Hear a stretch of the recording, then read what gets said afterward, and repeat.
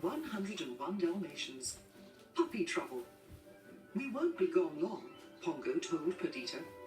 The 2 Dalmatians were joining their human pets, Roger and Anita Radcliffe, for a picnic. It was a beautiful summer day in London, and Pongo couldn't wait to get to the park. I'm not sure we should leave the puppies, said Perdita. Will Nanny be able to handle all 15 of them by herself? Nanny was the Radcliffe's housekeeper, and she took excellent care of all the dogs.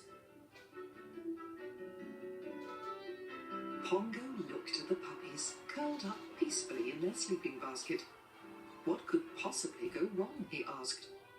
Perdita nodded and tried to forget her worries as she followed Pongo out into the sunshine. Soon, the puppies began to yawn and stretch. Lucky woke up first. The smell of fresh summer air made him want to go outside. Let's get Nanny to take us for a walk, he suggested to the other puppies. The puppies couldn't wait to get outside and chase each other and play with butterflies and roll around in the dirt. They ran up to Nanny, who was watering some plants with leashes in their mouths. Oh dear, said Nanny, looking into their big, hopeful eyes. I suppose puppies do need a walk now and then. And so, when all 15 puppies were on their leashes, she led them out to the sidewalk. At the playground, the puppies scampered off to explore. Patch and Pepper began digging in a sandbox. Roly found a rope to chew. Nanny tried to keep an eye on all of them, but that was hard to do.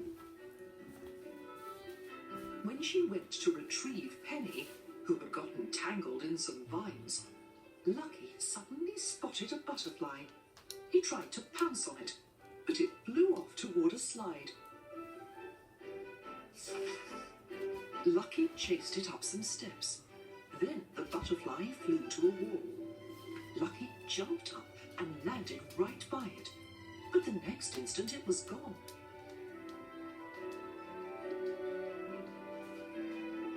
Look at me, Lucky called happily. I'm taller than everyone else. But his brothers and sisters were too busy playing to hear him and see him jump over the wall. The next thing Lucky knew, he landed on the back of a fire truck speeding down the road. The truck's sirens blared and Lucky barked. I'm a real fire dog. Lucky enjoyed the ride, but he was glad when the fire truck stopped next to a big tree.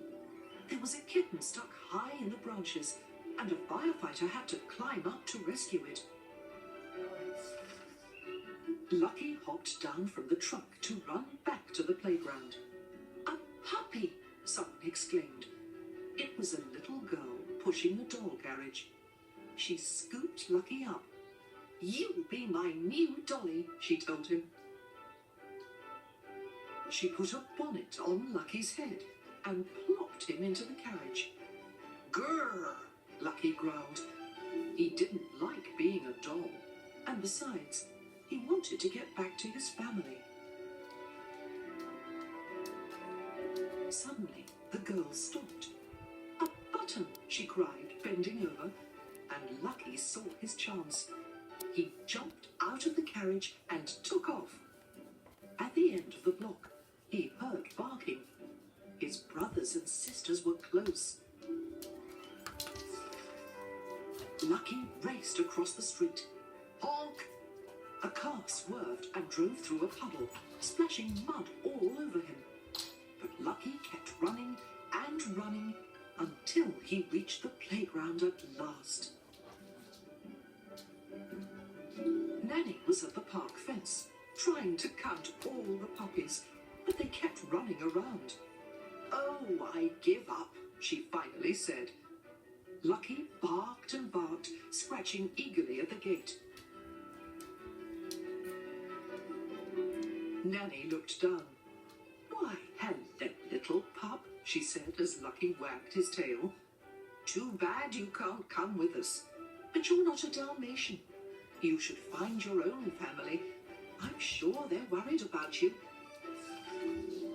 Lucky was confused, but then he saw his reflection in a puddle on the ground. He was covered with dirt. Nanny wouldn't recognize him unless he washed off all the mud. He saw some children playing in a fountain and ran to jump in too. Once all the dirt was off, Lucky shook out his fur. "You got my newspaper wet," a man on a bench yelled angrily as Lucky raced home. When Lucky reached the Radcliffe's house, he spotted Nanny outside. "My goodness," Nanny said as he ran past her. "Where did you come from?" Lucky ran straight to his sleeping basket and curled up with the other puppies and yawned. When Pongo and Perdita came home, they found Lucky nestled in the basket, sound asleep. "You see," Pongo whispered to Perdita, "I told you nothing would go wrong." The end.